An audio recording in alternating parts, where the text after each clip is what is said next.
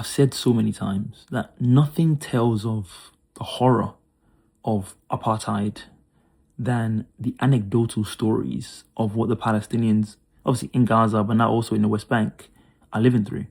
When you talk about the high level numbers, I think in the West Bank right now is over 1,000, well over 1,000 people that have been killed. You have the arbitrary home, seizures. You get court orders to demolish your own home because they want to build a settler home there. You get literally, court orders to leave your house, and you can see the next day Israeli settlers moving in there. You were told to leave because you're not Jewish, and they are. That's literally it. This is another story that, again, sheds more light onto that. This guy went to attend his friend's funeral. Then the IDF killed him as well. Now, imagine you're someone that knows both of them, and you have to come to terms with the fact that the only reason they're dead is because they're Palestinian and they're living in a place that Israel wants to take over and dominate and settle.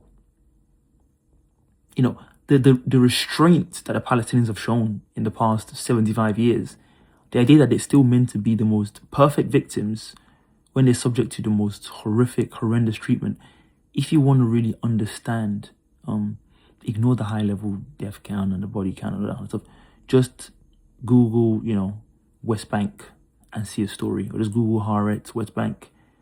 And every day they report without fail an anecdotal story. I read one, I think I might have done a report on it a few months ago, where a grandmother was sitting on a balcony just looking at the street, and she was literally shot in the head by an IDF soldier, and she just died right there. That's it. Her life is over. What was her crime? Just being Palestinian. That's it. That's all it takes for you to be, unalived in the West Bank, in Gaza. Your, ethnic identity, ostensibly. This is the world we are creating. This is the world that all of the major politicians in the world are supporting. And not only are they supporting it, they are trying to pass laws to ban us from calling it out, from criticizing it. They are calling us slurs like anti-Semitic for opposing this kind of treatment. We are the sane ones, and it seems like there's not many of us left, but there's a war on our sanity, there's a war on our minds, that the fact that we don't hate the Palestinians the way the Israelis do, it's a problem.